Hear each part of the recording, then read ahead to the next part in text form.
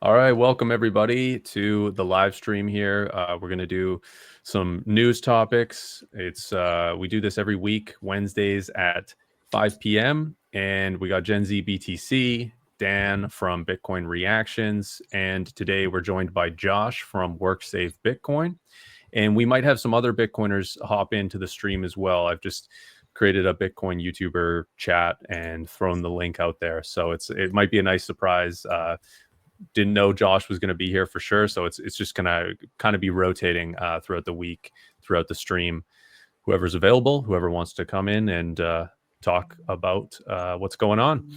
So I think the big one here, guys, for news story of the week is the price. So here we have an article. This is even outdated at this point, but Bitcoin drops to 74,000 before rebounding as cryptocurrencies join global market. So this is interesting, and maybe we'll share this tab too. Even today, right? The crazy price action. Like, what is even going on, right? We had this kind of double bottom here, potentially 74, right? And we had this massive spike up, incredible volume I'm on the hourly chart. So just lots of trading volume going on, lots of price action. Everything's kind of rebounded today. A lot of this is tariff driven, but what do you guys think is going on with the price of Bitcoin? The price of Bitcoin is being the price of Bitcoin. It is always volatile. It is always going up and down. I was orange pilling a friend like 2 weeks ago, and I told him, listen, man, like Bitcoin is volatile. It can go up $10,000 tomorrow, or it can go down $10,000 tomorrow. I wouldn't be surprised either way, and it wouldn't really make a fundamental difference about what Bitcoin is. So when I said it can go down $10,000 tomorrow, I guess I was right. But then it went up $10,000 again, because it's up $10,000 from that point. So it's just if you want to have the best asset of all time, it's kind of the price you got to pay, a little bit of volatility. Yeah, for sure. And I think, it was a combination of, reacting to the stock market with the news of tariffs. But I think there was also some bullish news for Bitcoin specifically baked in there. We had the world's largest credit rating agency, S&P Global, basically coming out and saying Bitcoin is decentralized, geopolitically neutral, and a hedge against currency debasement. So I think more and more people are waking up to the fact that Bitcoin is a hedge against currency debasement, and it doesn't need favorable policies from one government to survive. Yeah, no, and this Bitcoin price action just shows how fickle people can be about the price. My friend Daniel called me yesterday during work. I'm like, buddy, I'm actually doing something. What are you doing? You're the unemployed friend on a Wednesday afternoon. He's talking about, it's over. I'm going to sell my MSTR. I'm cooked. I'm on margin. I'm like, bro, I told you not to do that, but it's all good. Now today he's calling me. We are so back. So that's just how people are, man. And at the end of the day, the Bitcoin price is the Bitcoin price, but one Bitcoin equals one Bitcoin, man. You got to understand that. Yeah. We're going back and forth between it's so over and we're so back. Yesterday, my grandma literally phoned me and in the chat was like, so how's everything going with like your investments in Bitcoin and stuff with all the things that Trump is doing? And, and like literally the only time I'd ever mentioned that to my grandma was I was wearing this shirt and she asked me, who's Satoshi? And I was like, oh, it's Bitcoin. And she's like, oh, you're into that kind of stuff? And I was like, yeah, I think it's a good idea. That was it. So like she knew from there that, like, I guess, I don't know, she heard it on the CBC or something, the Canadian radio, that Bitcoin was doing something. So, it's in the mainstream a little bit now, where people are kind of waking up potentially to this idea that, that Bitcoin has some value and that people need Bitcoin, right? I don't know. It's pretty crazy. And I think the next story here kind of ties into it. We saw some massive swings again on the fear and greed index for cryptocurrency. So for anybody that doesn't know about this is a metric and basically a statistic that connects a whole bunch of different metrics and puts those all together. So each one of these has a certain weighting: volatility, market momentum, social media, dominance trends, all have certain weighting in this index. You can even see yesterday was 18 and today is 39. So we went from extreme fear to relative fear. We're almost back at like the middle. So it's just like, this is kind of the indication of like the market can't really make up its mind right now. And this is just, again, another metric to show just how wild everything is going on in the market right now. Yeah, and I think what was it? Sailor was saying, like, basically if everyone knew what I knew, like Bitcoin would be at 10 million. And I think that's just so true. Like the more and more people wake up to it, then that's just gonna dictate a lot. Yeah. Yeah. What do you guys think? Do you think this is a good trading metric or a good indication of what's going on in the market? This kind of index? I like it. It helps me realize where the market's at, like from a psychological standpoint. But it also helps me understand a little bit what, I guess, to the extent that people don't understand Bitcoin, exactly as Josh was saying. The fact, if you are actually fearful for a situation like this, that is probably going to end up being very good for Bitcoin's price in the long run, then you really don't understand Bitcoin. So it just kind of shows how early we are. BTC Moon guy says when 10 million. Yeah, when 10 million. It's hard to say, but the truth is eventually, right? That'll always be a true statement. And then as for using the fear and greed index as a price indicator or a sentiment indicator, or whatever it might be, it seems to be pretty accurate. Again, my friend was in extreme fear yesterday. It was pissing me off.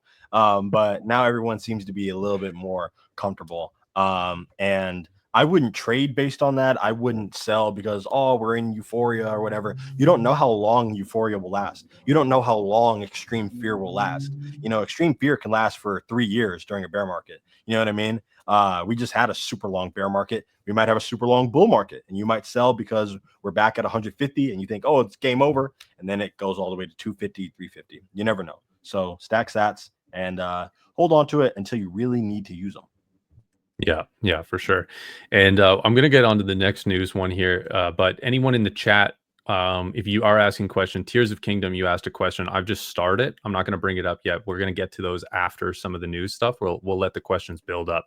So don't be afraid to ask some questions, Bitcoin related, to any one of us. You can direct it or to the group at all. Gen Z is ready to to answer those questions. So this one's kind of interesting, and I kind of want to broaden this out a little bit. Tariffs, everybody's talking about tariffs, right? So this one here shows Bitcoin analysts optimistic as China surprisingly fixes yuan beyond 7.2 level. So for those that don't know, some foreign currencies have like a peg to the US dollar, and they can kind of move around on that peg. That peg isn't perfect. So what this is showing is that the peg, which has been, the 7.2 level has been considered sort of like a hard line in the sand for the Chinese currency, but now it's allowing it to move, which means that they're devaluating their currency compared to the US dollar. And maybe the reason, there's some speculation, but maybe the reason would be because of tariffs. If the yuan was a weaker currency, they could still export at competitive rates to the US market, even with the tariffs still being applied. So I think we should talk about this, and we should talk about just about like the effects of these tariffs. I know there's like, actually, I don't even know what the current news is with the tariffs. Did they get like revoked or what? I don't even know. I think there's a 90-day holding period. Okay. So that's probably what the market, that massive uptrend of the market is because one person's words can now control the entire stock market, I guess. So what do you guys think about this? There's some, maybe people might consider this currency manipulation, but really it's just, those countries, those sovereign nations doing what they deem fit to stay competitive globally. What do you guys have to say about this news? I mean, in terms of Bitcoin, this is another reason for everyone in China to buy more Bitcoin because Bitcoin won't devalue like the yuan. If China is out here saying we're going to make the yuan worthless and we're going to inflate it a lot and make it and take away all of its value, every single person in China right now should hear that, listen to what the government is saying, and say, hey, you can do that, but I'm not going to have my value in your currency, and I should be buying Bitcoin instead. And furthermore, that's more or less what the point of Trump making these tariffs were, or what Trump is trying to do. He's trying to devalue the dollar. If you listen to Jack Mallers, he describes it really well. But if the dollar is going to be devalued too, which it always is, buy Bitcoin. I just want to welcome John on. John, we're talking, I don't know if you've been paying attention to the stream here. We're talking about this news article. I'll bring it back to stage here about the Chinese currency basically being allowed to slightly depeg from what it's currently or what it's traditionally done, and they're devaluing it a little bit more than they used to in response potentially to the tariffs. The tariffs in broadly are what we're kind of getting onto this on as far as the subject. For sure, man. I was listening on the way home in the car. So you guys are crushing it. Thanks for having me. Well, I was just what Dan, I think you were just talking about.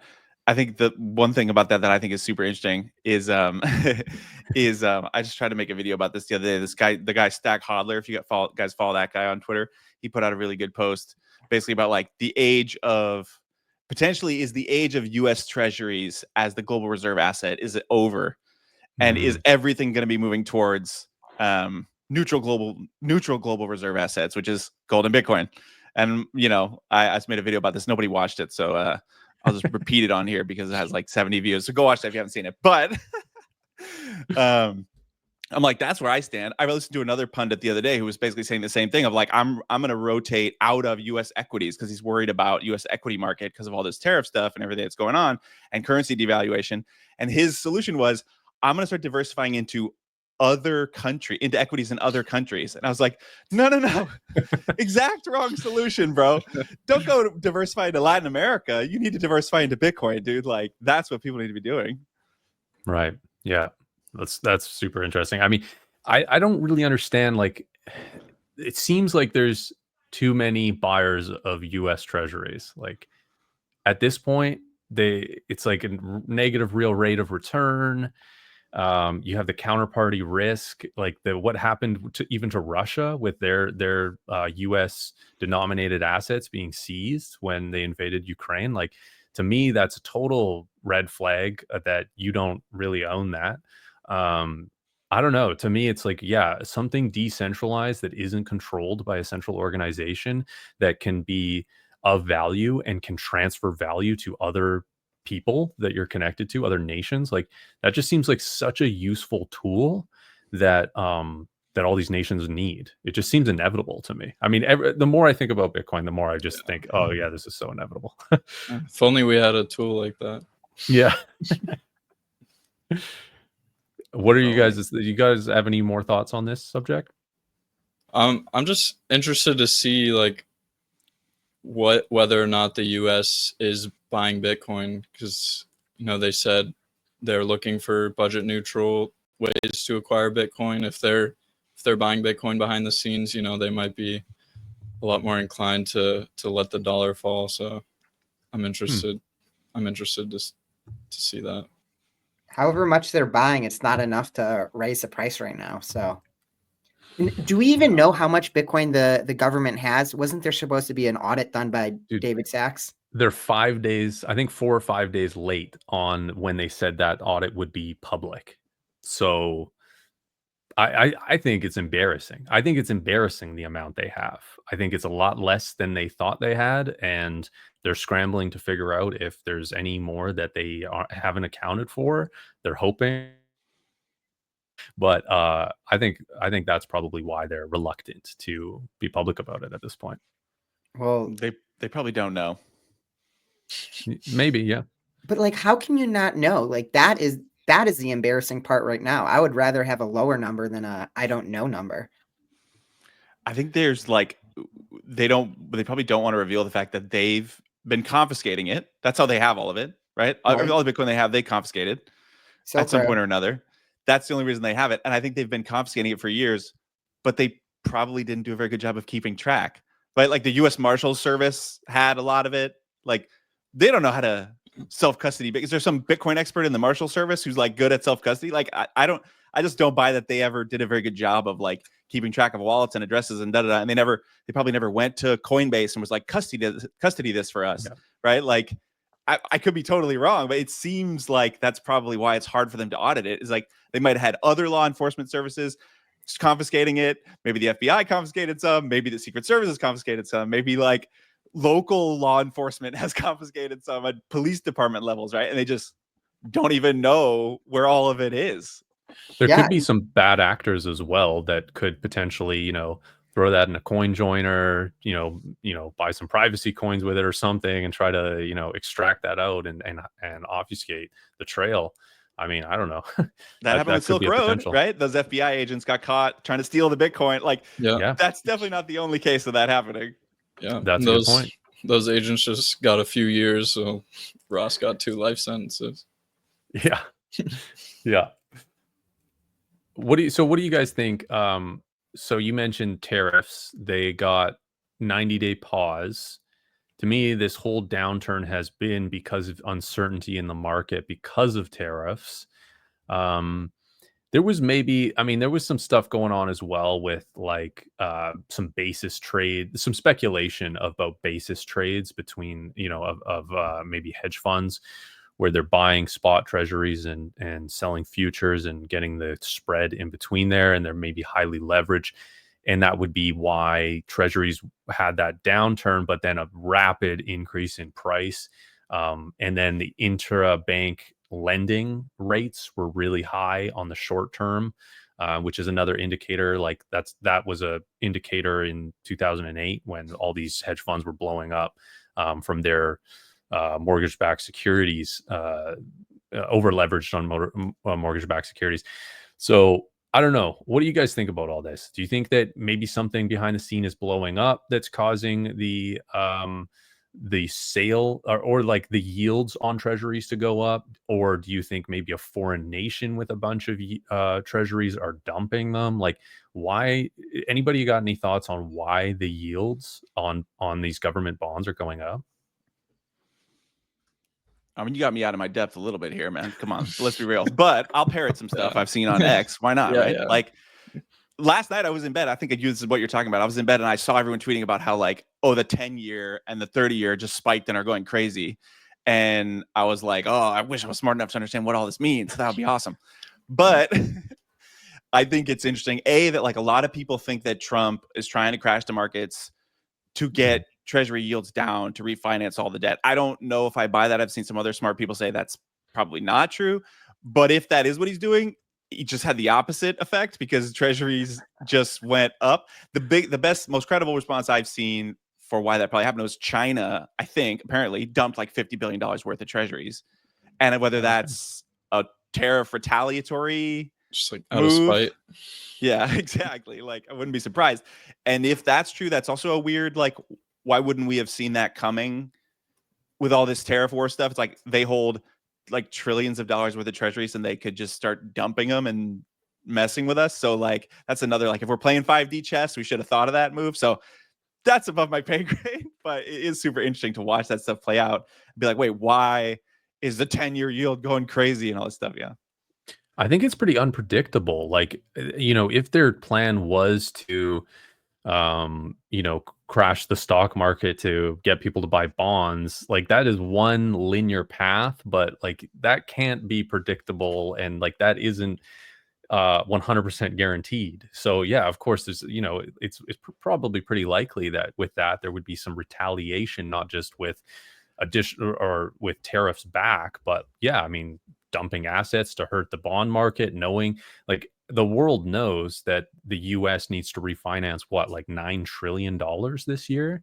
So it's pretty important for the US to bring rates down on all sorts of different bonds. Like short term would be helpful for them because they could refinance some short term, and long term would be really helpful for them because they could refinance long term. So yeah, I think their cards are pretty public. Like, it's pretty known what the US needs to do to fix a lot of things. And so it's pretty, when if you're being attacked, right? It's a trade war, right? Like, the US is kind of attacking right now. If you're being attacked and you know what could hurt your enemy, it makes sense to maybe do an action that would hurt your enemy or the person you're in a war with. So I see that as a potential for sure.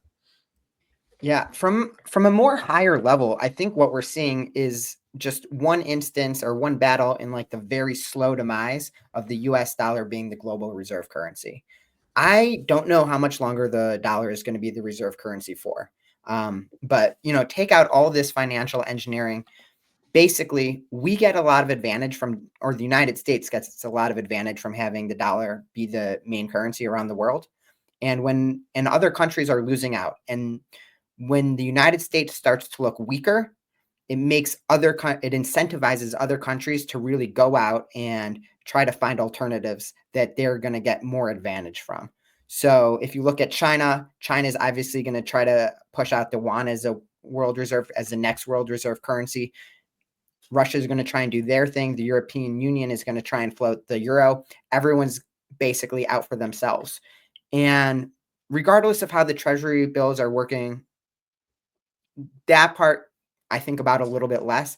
It's just more interesting to me what we're watching and what it means from the long run and what the ramifications of that are going to be. Because when the dollar stops being the global reserve currency, things are going to change. We're going to be able to, or we're not going to be able to export our inflation around the world in the way that we're doing today.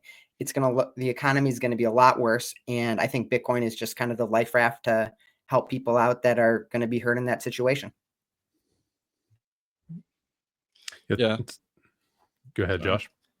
Yeah, and I just think we're just at such a huge point here with Bitcoin. Like, we're talking about an asset that has the potential to be the global reserve currency. And like, people just aren't getting it yet. Like, people I talk to, like, they can't differentiate Bitcoin from a stock in their minds. It's just this thing out there that they want to buy, and people are buying to speculate that it's going to go up in value. But like, man, like, even if you think this asset has a 5% chance of becoming the global reserve asset in the future, like, you need to be allocating a percentage of your portfolio to reflect that. And 99% of people like won't even do that. So it's just so huge where we are right now, and people aren't seeing it yet.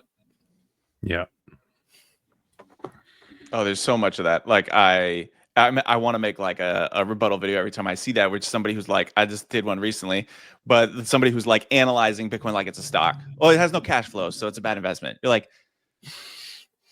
how much time do you have for me to tell you like why you're just so off on the lens you're even using to look at it? And it's like, I think it's one of those things where the more sort of TradFi or traditional or value investing experience they have, the harder it is for them to zoom out and see. You're talking about like one money overtaking another money, which is a very different thing. That like the harder money sucks the value out of the weaker money. That's what history tells us.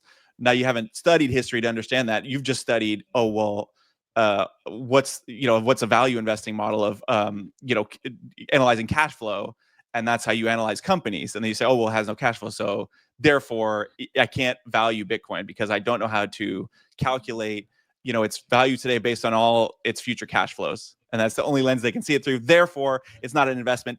And then the even dumber conclusion is, therefore, it must be worth nothing. Yeah. Gen Z, you have any thoughts on this? Not too much. You guys already covered so much great stuff.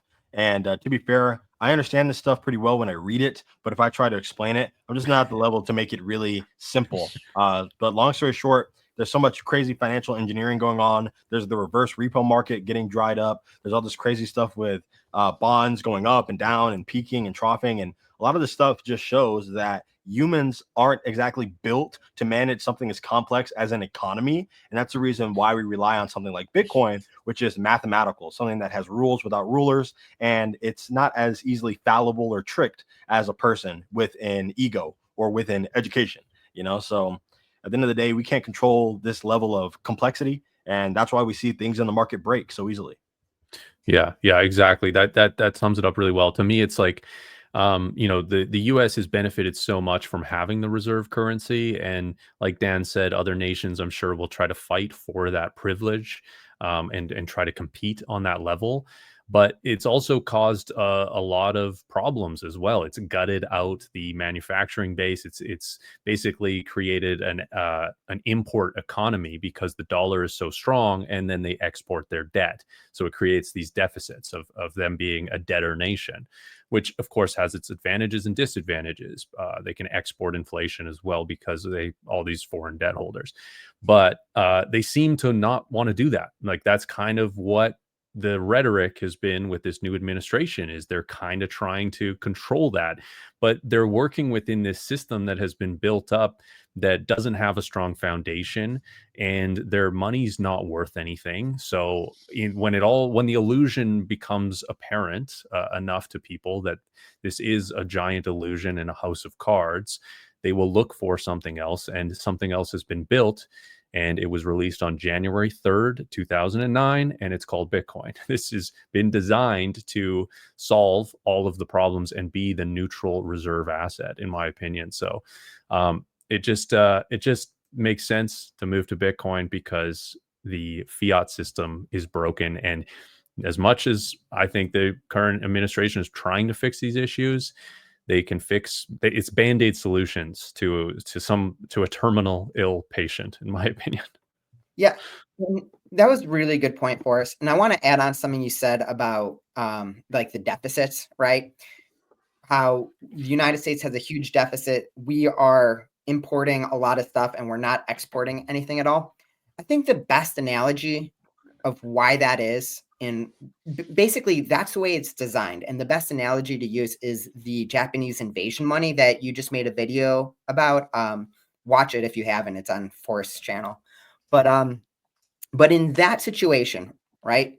Basically, TLDR, Japan invaded different countries and they created a new currency in that system, right? And the whole point was that Japan could create a currency really, really cheaply, send it over to other countries, and extract the more valuable things for the worthless Japanese invasion currency money, right? That is exactly what the United States is doing. The whole point of us being the world reserve currency is that we can get money really, really cheaply and export it overseas so that we send them something cheap and worthless and they give us stuff valuable. That is what the trade deficit is. That is what this entire system was designed to do, was to exploit other countries for the benefit of the United States as a whole. Now, you're absolutely right that one of the trade-offs is that if we have the ability, or if a company has the ability to go to Vietnam or go to China and have somebody working really, really hard for 50 cents an hour, while someone in the United States is going to need $20 an hour to do that same job, no logical capitalist is going to pay the person $20 an hour when they could pay the person 50 cents an hour. And that's just kind of the trade-off that we get. And I think in the United States, a lot of people were hurt by that because it kept prices cheap, but they also lost their jobs as a result. So if we want to balance a trade deficit, what that really means, like in a perfect scenario, is that certain people in the United States are going to get their jobs back, which is really good, but those jobs are going to pay a lot less and they're not going to have the lifestyle that they used to have because of it. So a little bit explanation on what's happening and why it's happening. Yeah, and it's like those jobs, I mean, yeah, right. So tariffs are to try to make foreign imports more expensive. How much more expensive can they make them before it becomes worth a company to manufacture them in the current nation instead of import them is the question and the variable. And at what point are people not even willing to buy those products because they're too expensive? A lot of stuff we buy it because of its price, and a lot of the labor that goes into that, a lot of the inputs that go into that, they're cheap because they're on subsistence wages, like they make absolutely nothing, and they probably don't conform with like the environmental regulation that we have here in in North America and all sorts of different stuff, right? And that's the reason they can make that stuff cheaper. Exactly. And it really doesn't make sense that we're trying to compete to against that. Like what do we want to compete with? Like dumping sludge into the rivers and paying people like they're basically slaves? Like that's what we're trying to compete against. And then to compete against that, we have to create like government regulation, additional taxes, basically, to make everything so expensive that then we can compete against it. I don't know. The whole thing is just flawed, in my opinion. Yeah, it's just no, you're absolutely right. Everything you said. And it's just a repercussion of us having the world's reserve currency and seeing that break apart, and seeing how we manage the distribution of wealth in this country is, it really just pisses a lot of people off, and they want to go back to the way things were. And unfortunately, no matter what happens, it's never going to go back to the way things were. Like the genie's out of the bottle. Yeah. Yeah. Yep, absolutely, guys. So let's move on to this next topic here. This might be the last one. We got two. We'll see if we want to talk about the other one. So this one here, I mean, a little bit more maybe positive than it's a little bit depressing after a while talking about how the tariffs and the all that stuff. Pakistan turns to Bitcoin miners, AI data centers to use surplus energy. They actually tried to do this in, I believe, 2021 as well. There wasn't really much follow updates from mainstream news, but supposedly they are using Bitcoin mining and data centers for surplus energy on some hydro dams they have, which is really interesting to see. This being a country doing that, this could be a trend. You guys have any thoughts on Pakistan diving into this? Would be state-sponsored energy mining for Bitcoin. Yeah, good for them. If I was Pakistan and I had the ability to make that decision, I would be doing the exact same thing. There's a lot of excess energy in the world. That energy is going to be the cheapest energy because it's just not being used, and there's no ability to transfer it other places. So all you have to do, if you're a Bitcoin miner and you want to be profitable, we kind of had this discussion last week. Find the cheapest form of energy. The cheapest form of energy is energy that's being produced and not being used.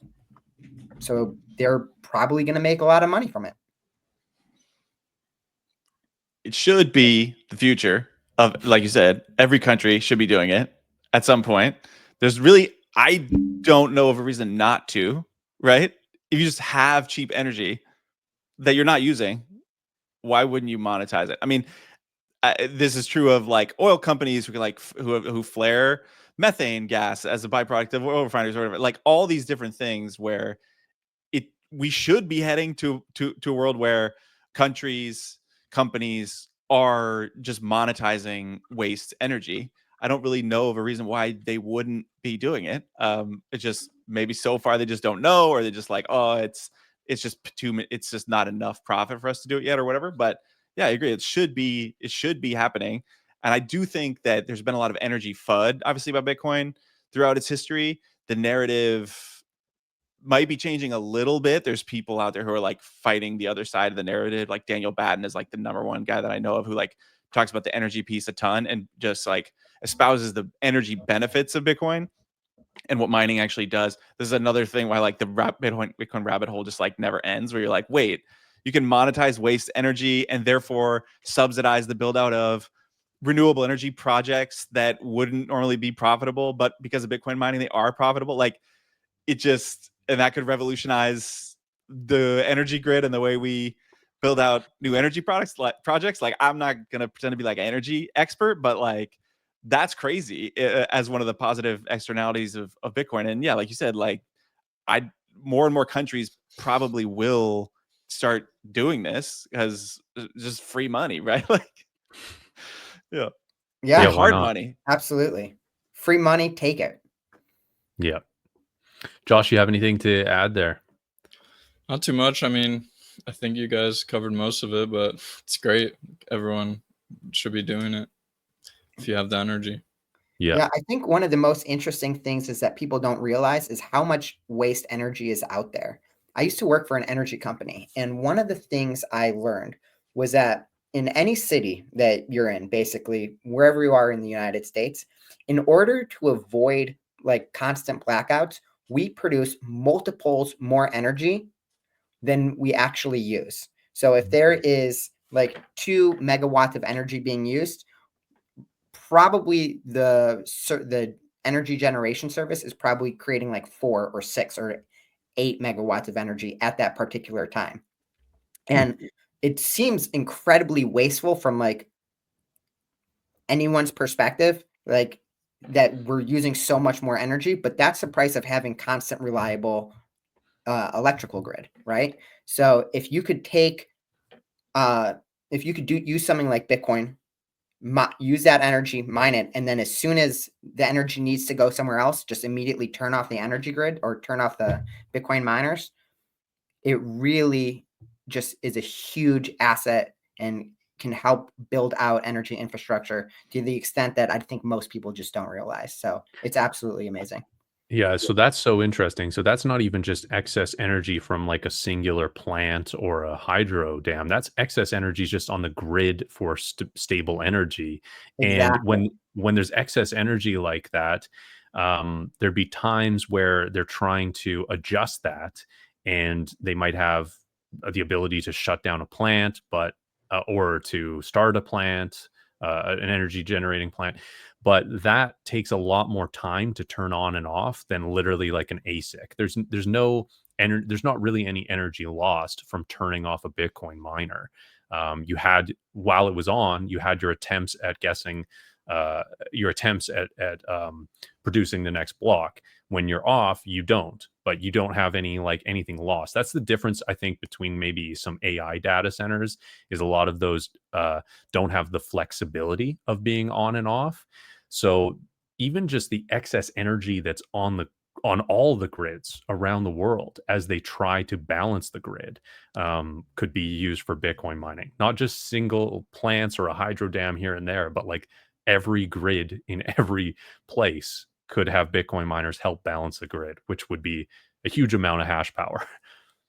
Yeah, and you said it absolutely perfectly. And my favorite hypothetical thought on this topic is that if that were to happen and Bitcoin miners are going out and using the electrical grid in exactly that same way, that the energy company obviously makes a whole lot more money, but hypothetically, they could use that money to subsidize energy costs in the future, making everyone's electrical bill way, way less. And I think if that were to happen, you would start to see a lot of people be very, very thankful for Bitcoin just because it brings their energy bills down. Awesome. So everybody's had a chance to talk on this one except Gen Z, but I know he's in the chat arguing about socialism. We will get to that topic as well. Gen Z, do you have anything to talk on the mining front here before we move on to the next topic? Not really. Keep on mining Bitcoin. It's very profitable if you can make it profitable, and hopefully we can get to all the stuff in the chat. We will. We got like almost 100 people watching this. We need more people in the chat. All right, what are you guys doing? You shy? Come on now. Coaxing them out. Okay, so last question here, or last news topic here before we get into it. So this week, so there's been a few misses here and there, but Michael Saylor and the team at Strategy did not buy Bitcoin. So this was published on April 7th. This is his only tweet from that day. Usually he publishes a tweet Sunday saying we need more green dots or orange dots or whatever, and that's indicating the fact that they are buying Bitcoin on the next day, or that they've bought it throughout the week and they're publishing the fact that they've bought in Bitcoin. I'll just say my quick thoughts on this before we get into it, and maybe we can just quickly say this, talk about this one. I don't think there's that much we could go over on it, but to me, I was a little bit disappointed seeing this, not only because the price of Bitcoin has been low and that means they could buy more, But because they now have strategies that enable them to buy cheap Bitcoin when it's low, because their other strategies work a lot better when Bitcoin's price is actually going up, because it's dependent on their multiple to net asset value or their conversion premium. So they now have something called Strike, and they have an ATM on it. There is a conversion clause in there, so maybe that's why they haven't hammered it. Maybe there's not enough volume for them to sell more shares of this. But because it's a dividend kind of equity or a security, it does have the potential to be sold into a market that could absorb it even when the price of Bitcoin is lower. So I was a little bit surprised and disappointed they didn't do any of that this week to stack some cheaper sats. I don't know if you guys have any thoughts on this. I know not all of us here talk that much about strategy, so I don't know if you guys have any additional thoughts on strategy not buying Bitcoin this week. I guess my bigger question is, do you view it as a risk to strategy? Do I view what? Them not buying Bitcoin as a risk? Yeah, them not buying Bitcoin in this, in this bear market. Like, is that like a potential threat somewhere, or do you think it's just more of a blunder that Michael Saylor didn't take advantage of? I think it's more of I think they're looking at what is the best option for them. So for some reason it hasn't been a good option for them to buy it. And it could be that convertibility clause in Strike, or like I said, the lack of volume. If they had an ATM open on their Strife perpetual preferred, it doesn't have a conversion clause and it acts a lot more like a traditional debt instrument. So when they have that, I think that they would implement that ATM a lot more in a downturned market.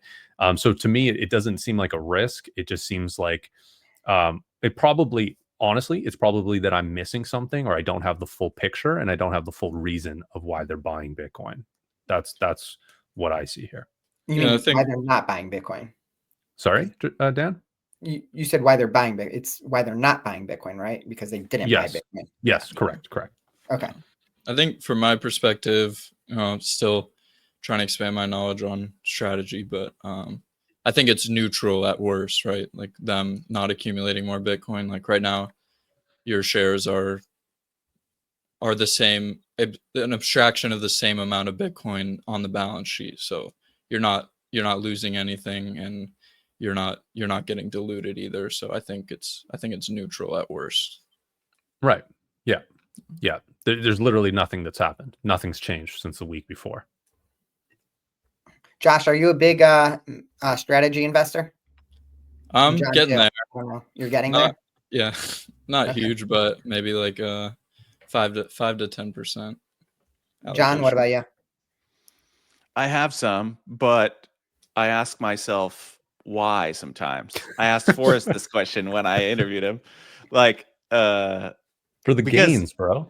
Well, yeah, I mean, if they're bigger than Bitcoin, then that's why I have some. We'll see. But I don't know. I think I just was like, I was like, we get desensitized to the volatility of Bitcoin. If you hold Apple for a while and then Bitcoin is crazy volatile compared to that, but then if you hold Bitcoin for a while, you're like, that meme where he's like looking at it, poking with a stick, and he's like, do something, and then the green laser shoots through his face.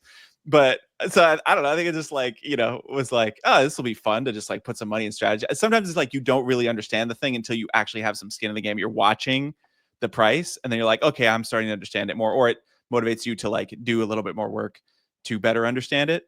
So yeah, I mean, like I'm super interested in like what strategy is doing, and I do own some, and I don't understand it nearly as much as I have spent the time to understand Bitcoin itself. Right? I don't have the conviction. I don't have the same amount of conviction in strategy, just from the sheer fact that I haven't done as much work to understand it as much.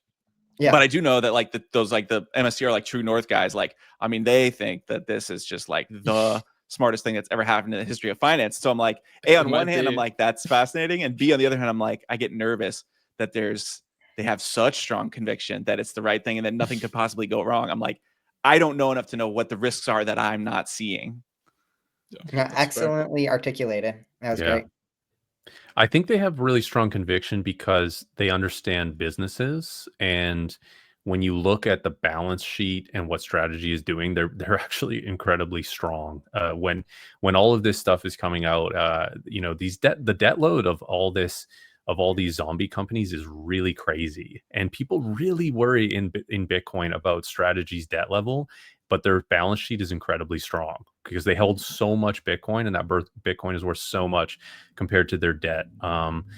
So, I mean, that is why, and they've been successful in acquiring a lot more Bitcoin, and even with the dilution, still using that metric of Bitcoin per share, increasing that amount. So, I think, yeah, I mean, they come at this not from just a pure Bitcoiner lens, but they come at it from a TradFi Bitcoiner lens, which I think is why they're so interested in it. Yeah, in my and then opinion. they're addressing these markets in traditional finance, like the bond market, $300 trillion market that no one else is touching. Sailors laying out the playbook saying, come on guys, do this, and they're the only ones doing it, and they're doing it at scale. And like with the Strife, I believe the new bond offering, like they're addressing a $300 trillion bond market that no one else is has the competitive advantage of Bitcoin to address. So yeah. Let's finish this one up here. I don't know, I just maybe heard somebody. Did somebody else have something to say here? Oh, I mean, as this will take it in a slightly different direction, but so don't pick up this volley if you don't want to. But what I'm interested in, it partially is like MSTR probably is like gonna do fine with this strategy. I'm curious if this Bitcoin treasury company thing will become sort of the ICO fad, the NFT fad, like one of the next in the string of these things that pop up in crypto, where like more and more companies will start to do this. And if they do it less responsibly or with more leverage or whatever, one of the next, companies who does it, if we see 100 or more, doing it, one of them might get like totally blown up. Or if too many of them start doing it, what does that do to the overall leveraging system and all that, right? Like once one person's doing it, it's like less crazy. But if lots and lots and lots of them start doing it, then you kind of get this like froth in the system that feels dangerous.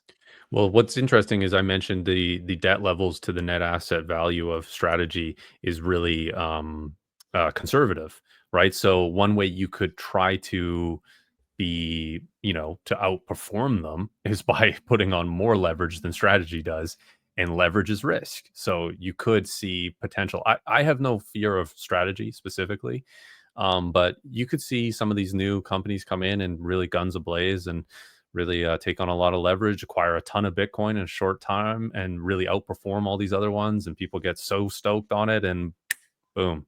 Somebody's going to do that. It's a guarantee. Yeah, I think it probably is. I'm seeing some responsibility with the ones that are doing it currently. I've been keeping a close eye on the Bitcoin treasury companies, but it's only a matter of time before somebody comes in like that, I think. Yeah. Not your keys, not your coin. I'll just throw that in there. Well, that's always true. That's always true. Yep. And last thing before we get to questions, because we only got about 10 minutes. Anytime Strategy is not buying Bitcoin is because they did not want to further hinder the stock price, typically, because most of their value creation comes from issuing shares, aka selling shares. That's the ATM. And if they're not buying Bitcoin in scale or in size, they probably didn't hit the ATM that hard. And that's because the market conditions did not allow them to do so. So if it's a really red day, they don't want to hurt the common stock shareholders, because without them, there is no options market. There is no leverage market. There is no Strife. There is no STRK. There's none of that, so the common stock has to perform somewhat, right? There needs to be some up and downside volatility. If there's nothing but downside, they're probably not going to buy. But after a crazy day like this, let me tell you something. They will be buying this Sunday. You already know. Yeah, that's a really good point. Really good insight that I didn't expand on. So for me, I knew why they didn't push the ATM on the common. I was surprised they didn't push the ATM on strike. But again, I think you're probably right, where the market conditions were not right for even that, because it has that convertibility clause. But that wouldn't have affected necessarily the common stock price. But yeah. All right, so let's get into some questions, everybody. This has been really awesome. This has been really great. Yeah, wow. I mean, we talked a lot here. Yeah, I want to we keep gotta going. speed run these. Yeah, If we we're gotta gonna do the questions, everyone's got to say their one little sentence. We can't Yeah. exactly extrapolate everything we want to say, but just hit it real quick. Let's go. Yes, agreed. Okay. What Bitcoin price should I sell my MSTR stocks? Of course, none of what we've been talking about has been financial advice, but we can maybe talk about this personally. What Bitcoin price would you want to hit before MSTR, is a price that, I guess it really depends on what your cost base is, what your goals are, what you would roll that into. I mean, this question depends on so much, to be honest. Yeah, I mean, Personal it's decision, dog. Sorry, Yeah. that's a personal decision. Yeah. Yeah. Yeah. $4,000. Hey, I've heard crazier. That's not that wild, to be honest. Wait. I don't say this to be a jerk. If you don't know the answer to that question, you haven't studied enough. That's usually my thing for yourself. Like, you have to know the answer for yourself. You can't, you know what I mean? Nobody else can answer that for you, right? Like, what are your goals? How much money you want to make off of it? Like, how afraid are you of the risk? Like, how nervous do you get when it goes up? Like, I don't know. How allocated are you, right? Are you going to get, are you going to make a life-changing amount of money if it goes 2x? Then yeah, sell. Totally. Yeah, and maybe, dollar cost average out. It would be a strategy as well. As it goes up and into profit, just take some profits and move it into something different if you're not long-term convicted. Here's another question here. So this is a little bit more interesting in my opinion. I'm 51 with 5% of 1 BTC. If anyone wants to do the math on the amount of sats. If 20 I million. hold There we go. If I hold for 10 plus years, do you think BTC will be at least 3 million or more? Do you think Bitcoin will be worth 3 million or more in 10 plus years is the question. The plus there is kind of the caveat. So obviously, Yeah, yes. sure. Yeah. But will it be $3 million in 10 years? I would say probably not. When I got into Bitcoin, it was around $2,000. That was we got a bear in the call here. Ooh. Well, let's think about this, right? If the Bitcoin price went to $3 million in 10 years, what that probably implies is that something really, really bad happened with the United States economy and the US dollar. And that's a world I don't really want to be living in. Sure, could the dollar blow up next year due to some crazy trade issues and the dollar is no longer the world reserve currency? Everyone's using Bitcoin. The Bitcoin price is at $10 million, but the dollar is only worth like a fraction of what it's worth today. Yeah, it could happen, but I don't think it'll happen, nor do I want it to happen. I think let's go slow and steady. Bitcoin's going to probably outpace every other asset. I don't think it's really that productive to be focusing on a specific price point. Just, is it outpacing everything else? And the answer is absolutely. I think a good measure of like growth for Bitcoin is not fiat price, but like percentage of total global assets. I think that's more of a metric to see kind of how Bitcoin is eating into other things. Like, we have no idea how much 3 million US will even be worth, how much it's going to buy. So like, measuring it in that way just doesn't really, you're probably not thinking about it the right way. Great point, Josh. I would say I have no idea what the price will be, right? I mean, I hope. I think 10 years, 3 million. I think if it's under that, I'll be disappointed. I'll go on a record. No, I'm just kidding. But I don't know, but it's super fun to play with it. And there's a few different ways to do it. But one is Unchained has this great retirement calculator. Have you seen that? Where like you can go plug in and play with the different assumptions of like what the compound annual growth rate will be, whatever. It's super fun to just play with the different assumptions of like what that can be. And you're like, well, what would I be worth if it did this? And I think it's more fun to look at to analyze the different potential compound annual growth rates that it could have than to just like try to target a number. Because if you're like, oh, well, if it, it's historically done 50 or 60 CAGR per year, even if this is what Saylor's whole 13 million in 20 years whole thing, right, was based off of, is like, he has his own projection of what the CAGR will be going forward in the future based on what it's been in the past. And if it slowly diminishes and then I think like flattens out at like 20% a year or something. This is sort of his assumption. That'll get us to 13 million BTC in 20 years or whatever. It's fun to play with. Well, what if he's wrong? What if he's bearish? What if he's bullish? Like go do that for yourself and just kind of understand the different scenarios and what they look like for your portfolio. But I think, who knows in terms of what it'll actually be. Yeah. Yes, And I say it'll be higher. Chainlink is garbage. Don't do that. All right, let's move on to the next question. We got 5 minutes. Let's go. Speed. Okay. Okay. All right. Okay, so we have a couple questions here, but let's get to this one. There's been a lot of chat a lot of people in the chat talking about socialism versus capitalism. Just one person. Yeah, one person. Yeah. Getting it mixed up with capitalism and colonialism. They're mixing definitions here. They're getting all over the place. I don't want to waste a lot of time with this. This person is not a troll. This is a serious person, I guarantee you, and that's okay. Long story short, at the end of the day, in a socialist system, in a capitalist system, in a communist system, money is controlled by a central issuer. This is a true statement. If you read Marx, they talk about how it's really important to have a central bank and a central issuer of money, right? And when you do that, you distort prices, you distort the free market. And in the case of, let's say, all apples are free under communism, whatever. The person who is the farmer, right? You're actually stealing value from them. That's tyranny on the part of that person, but it's free for everyone else who's not doing that work. So again, Tuttle Twins has awesome episodes on this. There's plenty of writings on this. And because we live in such distorted markets, it's hard to compare and contrast. But at the end of the day, you do not own your work in socialism or communism or in capitalism. You can only own your work with something like Bitcoin. And that's why it's a paradigm shift. Do you guys think that Bitcoin is capitalism? I think that the words capitalism and socialism mean so many different things to different people. It's hard to even,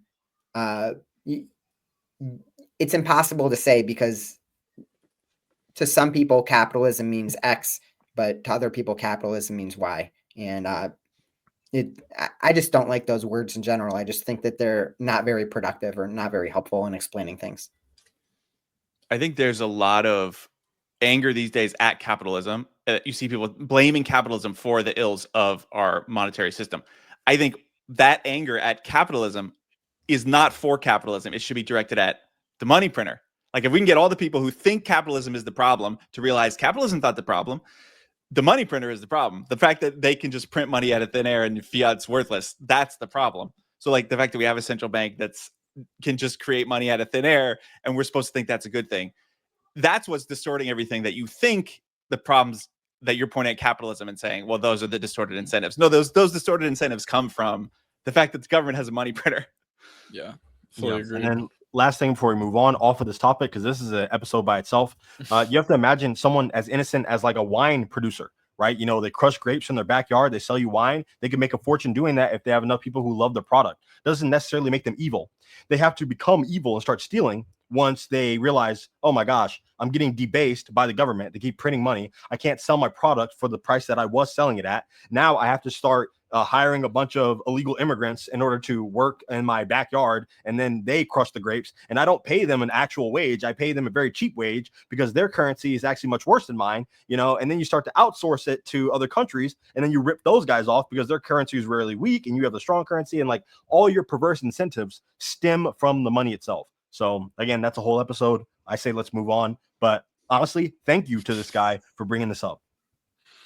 Yeah. My thoughts are that these are a distraction from the real problem. I mean, capitalism, socialism, politics, all this stuff is just to divide people into thinking, socialism is a good idea because we're helping the less fortunate. Capitalism is a good idea because we can pull ourselves up from the bootstraps. None of this works if the money's broken.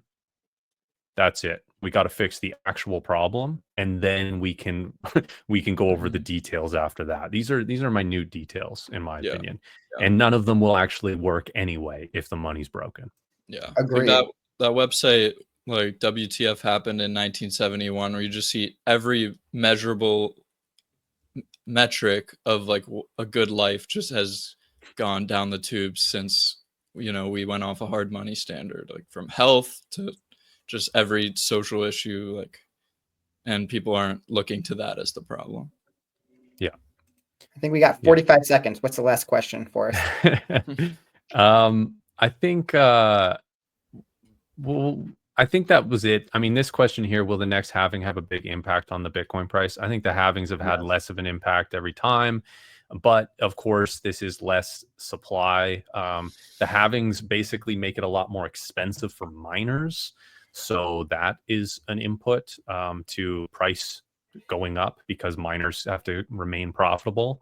I think it'll have less of an impact, but still have a big impact. Before we go, though, guys, and you guys can talk on that too. We can maybe go over a little bit. Just wanted to shout out each one of your channels again. We got Josh from WorkSave Bitcoin and Gen Z BTC. We got John from My Favorite Thing About Bitcoin and Dan from Bitcoin Reactions. And I will post all of your guys' links in the description after we could end this call. So if anybody's watching this on the replay, they'll be there. And just make sure you check them out. They all make really great Bitcoin content out there. So thanks, guys, for being on the show. I don't know if you want to, maybe we can end it with just a little talking here on the Bitcoin halving. Yeah, I mean, I think what we're seeing right now with this halving is that it didn't go as expected. It didn't go like the rest of the halvings. So my expectation is that trend will probably continue. The halving won't matter. I think that probably makes sense that it'll matter less and less because the block subsidy is exponentially smaller, such that the halving of it makes less of a difference potentially. But there is that interesting relationship of how the price sort of has to keep up with. There, I think there's a little bit of an interesting chart looking back, like the price, the block subsidy representing a relatively similar amount in dollar terms as the dollars go up, even though the subsidy goes down. And I think that to some degree that does have to continue for, like you said, the miners to remain profitable. So there's an interesting sort of cyclical and incentive structure built in there. It's interesting to see if it still plays out. I mean, I mostly subscribe to the people who say like the cycle works until the cycle breaks. Like at some point, it's probably not, just for the fact that people think it's a cycle. Their psychology will play out such that they trade it, and eventually the cycle will break, because if it just kept working, everybody would catch on to that and it wouldn't keep working that way. Yeah. Yeah. Good point. Yeah. It's a self-fulfilling prophecy until it's not. And then it becomes a profitable strategy to trade against and counterintuitive. So yeah, when does that happen? It's anybody's guess, right? Yeah. All right, guys. That's about it. I gotta go. I gotta run to a Bitcoin meetup. Thank you all for being here. And Wednesdays at 5 p.m. Pacific Standard Time, we do these live streams. It's rotating guests here. It's open on the YouTube Bitcoiner chat that I've got going on. So a few people could join, and we'll see who comes on each week. Thanks everybody in the chat for your questions. Thanks guys for showing up today and bringing all the heat and bringing all the great answers. Appreciate you all. Yep. Thank you guys so much. Uncle Luke, stop crying, bro. Come to my channel. It's all good. We can continue the discussion. It's all good. Anyway, thank you guys so much. We need more of that in the chat. Maybe not exactly that, but more talking, So thank you guys. Yeah. Okay. Thanks, see you guys. Thanks. See ya. Yes.